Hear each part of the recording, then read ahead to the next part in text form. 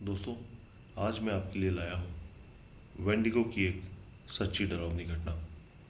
Wendigo अक्सर Canada और USA में पाया जाता है। वेंडिगो को अक्सर एक दुष्ट आत्मा कहा जाता है, जो कभी कभी मानव जैसी विशेषताओं वाली प्राणी के रूप में दर्शाया गया है। यह घटना कैलिफोर्निया में रहने वाले चार्ली के साथ 3 साल पहले घटी थी। तो आइए सुनते हैं चार्ली की बीती उन्हीं की जुबानी। मेरा नाम चार्ली है। यह घटना आज से 3 साल पहले मेरे साथ घटी थी। मैं कैलिफोर्निया का रहने वाला हूँ। मुझे हाइकिंग करना और जगह जगह घूमकर चीज़ों को एक्सप्लोर करना काफ़ी पसंद है। यही कारण था कि मैं अपनी बीवी और बच्चे के साथ यहाँ वहाँ काफ़ी घूमा करता था। मैं यह चाहता था कि जैसे मैं जगह जगह टूर करना और नई चीज़ों को एक्सप्लोर करना पसंद करता हूँ, मेरा बेटा भी ऐसा ही बने। इसीलिए 5 साल की उम्र से ही मैं अपने बेटे को अपने साथ घुमाने लेके जाया करता था। लेकिन उस घटना के बाद मैं ये सब काम छोड़ चुका हूँ। मैं वक्त निकालकर साल में एक बार कहीं ना कहीं बड़ी ट्रिप पर घूमने ज़रूर जाता था। तो उस साल मैंने और मेरे परिवार ने ऐसी ही एक ट्रिप पर जाने का फैसला किया। मैं और मेरी बीवी ने 2 दिन तक लगभग ऐसी ही जगह की तलाश की जहाँ पर हम ट्रिप करने जा सकते हैं। यहाँ यूएस में फॉरेस्ट कैंपिंग एक काफ़ी आम सी चीज़ है। आखिरकार कुछ दिनों बाद हमें एक ऐसी जगह मिल गई। वह एक जंगल था जो काफ़ी बड़ा और घना और काफ़ी सुंदर भी था। लेकिन मुझे उस जंगल के बारे में ज़्यादा कुछ नहीं पता था, क्योंकि गूगल मैप में वो जंगल हमें दिखा था, मगर उसके बारे में ज़्यादा इन्फॉर्मेशन गूगल पर भी उपलब्ध नहीं थी। तो हम लोगों ने फिक्स कर लिया कि 2 दिन बाद हम वहाँ घूमने जाएंगे। हम वहाँ पर कम से कम 5 दिन रुकने वाले थे। तो हम लोगों ने अपनी सारी तैयारी करना शुरू कर दी, जो हमें वहाँ उपयोग आने वाली थी। उसके 2 दिन बाद हम अपनी कार में बैठकर उस जगह के लिए निकल गए। हमें वहाँ पहुँचते पहुँचते लगभग शाम हो चुकी थी। हम लोगों ने कार को जंगल की तरफ मोड़ लिया और जंगल के अंदर जाने लगे। हमने देखा कि वह जंगल बहुत ही ज़्यादा बड़ा और बहुत ही ज़्यादा घना है। उसके कुछ देर बाद ही हमें अपनी कैंप साइट मिल गई, जहाँ पर हमें अपना कैंप लगाना था। कुछ देर मेहनत करने के बाद आखिर हमने अपना कैंप लगा ही लिया। उसके बाद हमने कैंप फायर जलाया और खाना बनाने लगे। खाना बनाते बनाते हम आपस में बात भी कर रहे थे उस जंगल के बारे में, क्योंकि वो जंगल बहुत खूबसूरत था। मैं और मेरी वाइफ हम इसी बारे में बात कर रहे थे। हमारा 5 साल का बेटा पास में ही बैठा खेल रहा था। थोड़ी ही देर में खाना तैयार हो गया। हम सभी लोगों ने खाना खाया और डिसाइड किया कि कल सुबह हम इस जंगल को एक्सप्लोर करेंगे। हम लोग काफ़ी ज़्यादा एक्साइटेड थे इस जंगल के बारे में जानने के लिए, लेकिन हमें नहीं पता था कि आज की रात हमारे साथ क्या होने वाला है। उसके बाद हम अपने कैंप में चले गए और हमने कैंप का दरवाज़ा बंद कर दिया और बैठकर कैंप के अंदर ही बातें करने लगे।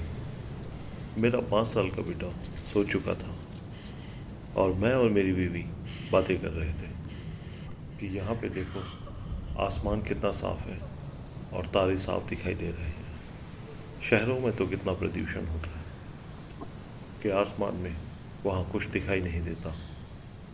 हम दोनों यही बातें कर रहे थे कि तभी मेरी बीवी की आँख लग गई। मैंने देखा कि मेरी वाइफ सो चुकी है।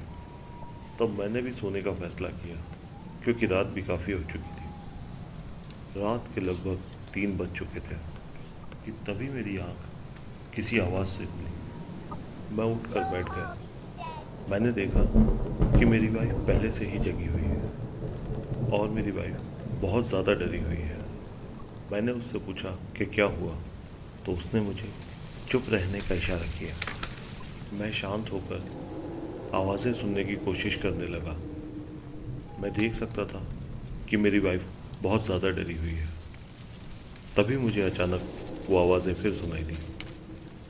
वो आवाज़ किसी जानवर के ज़ोर ज़ोर से गुर्राने और लड़ने की थी।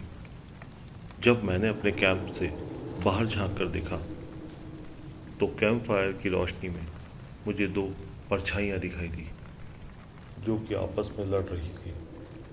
देखने से ऐसा लग रहा था जैसे कोई कुत्ता और एक हिरण आपस में लड़ रहे हो। मैंने मेरी वाइफ को कहा कि वो दो जानवर हैं, तुम आराम से सो जाओ। लेकिन तभी मुझे एक भयानक गुर्राहट सुनाई दी। वो किसी कुत्ते या हिरण की आवाज़ नहीं थी।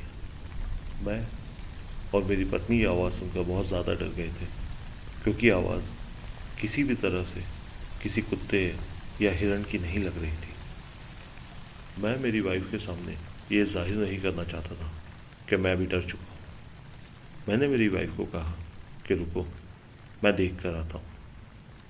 जैसे ही मैं बाहर निकलने को हुआ, मेरी वाइफ ने मेरा हाथ पकड़ लिया और कहा, तुम कहीं नहीं जाओगे।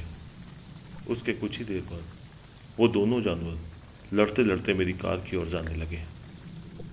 मैंने अपनी कार को अपने कैंप से कुछ दूरी पर पार्क किया हुआ था। वो दोनों मेरी कार के पास जाकर भयानक तरीके से लड़ने लगे। मैंने कैंप का गेट खोलकर देखा तो वो नज़ारा देखकर मेरी आंखें फटी के फटी रह गई। मैंने देखा कि एक कुत्ता जिसका शरीर घोड़े की तरह है, लेकिन उसका मुंह किसी कुत्ते की तरह है। वो जानवर बहुत ही ज़्यादा विशाल और बहुत ही खतरनाक लग रहा था। और दूसरा, जिसे मैं हिरण समझ रहा था, वो हिरण नहीं था, बल्कि उसका शरीर किसी इंसान की तरह था और उसका सिर किसी हिरण की तरह। उसका मुंह पूरी तरह से सड़ चुका था और उसकी आँखों और मुंह से खून टपक रहा था।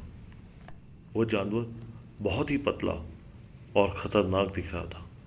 यह देखते ही मेरी हालत ख़राब हो गई। वो दोनों लड़ते लड़ते मेरी कार से टकराने लगे और मेरी कार को काफ़ी नुकसान पहुंचा रहे थे।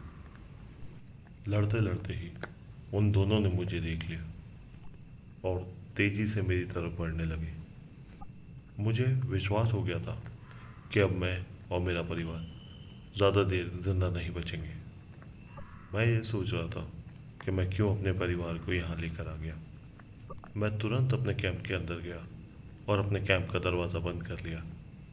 कैंप के अंदर जाते ही मैं अपनी गन और चाकू लेकर तैयार हो गया। मुझे विश्वास हो गया था कि अब हम मरने वाले हैं। वह दोनों भागते भागते मेरे कैंप की तरफ आ रहे थे।